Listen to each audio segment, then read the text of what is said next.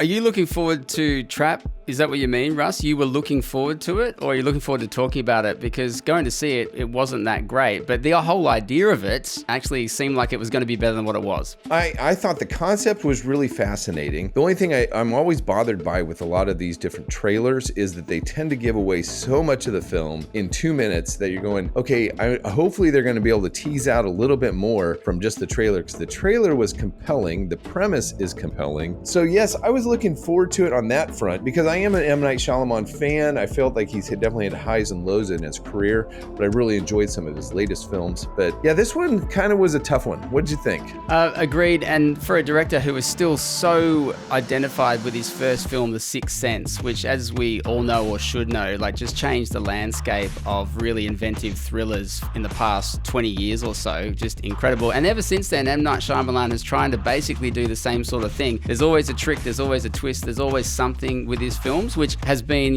to a varying level of success throughout those movies, like The Happening, or I didn't mind The Visit, actually. The Village, not so much. But this one, Russ, one of the things that I found most not so great about The Trap was that you...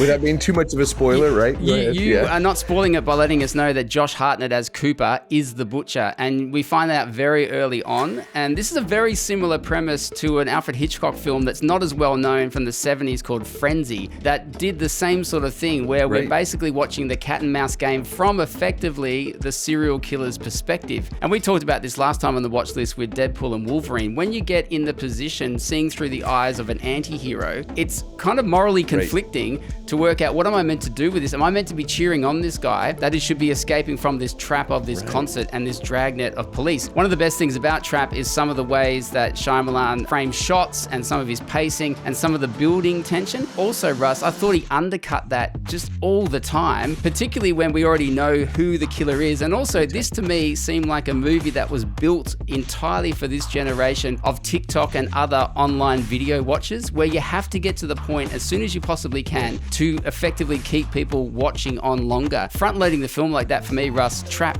just didn't really work, didn't hold my interest. Well, and I love how you actually brought in Alfred Hitchcock, because I really find that Shyamalan, what he really does is kind of imitates his style. That's one thing I did like about this movie, probably more than, say, other films that kind of focus on a serial killer, is that you don't have to necessarily see the gore, you don't have to necessarily see all the violence that actually that could ensue. It all kind of happens in the shadows and happens in kind of thought and dialogue. I really enjoy that aspect of it. That is true. But that's a big thumbs up for Trap, that it does not go into blood and gore and guts. It's not that kind of serial killer movie. Yeah. I mean, it's definitely a warning. I mean, it's definitely still dealing with a serial killer. But the only thing is that I really wish they had to kind of lean more into kind of that frustration of him trying to get out of the stadium. Unfortunately, not to spoil it for everybody, but he does eventually get out. And once they do, then I think the whole thing kind of goes pear-shaped, because you're like, well, okay, this is getting ridiculous. So that was where it just kind of fell over for me. And I did like Josh Hartnett. I really liked him in the lead. I thought that he did a fairly decent job. My problem was that some of the other characters weren't really as believable, especially you had a profiler who's played by none other than Hayley Mills from The Parent Trap. How did M. Night Shyamalan get Hayley Mills into this movie, Russ? Like, why Hayley Mills? It didn't even really tap into her being Hayley Mills. I was surprised to see Josh Hartnett back in something. I feel like I haven't seen him since the early 2000s, when he was around quite a bit. And then other aspects of the trap that was set up, the more you think about it, it's like a lot of M. Night Shyamalan movies, the more you think about it, the more it starts to unravel really quickly about just how constructed this is, just how fabricated the whole thing is, and just how many flaws there are. It's not the best movie for encouraging you to not think about that, because I kept thinking about that because I'm not that interested in what's going on up on screen. I mean, it kind of goes into, you're living this kind of secret life. I mean, I think that that's where you kind of go into some of the kind of the faith elements that you can kind of tease out. Okay, do we all have that secret life? We try to put it on, and what does that mean? Is it really secret? Does God know who and what we're doing and what we're really on about? Will things come out and be made evident, but yet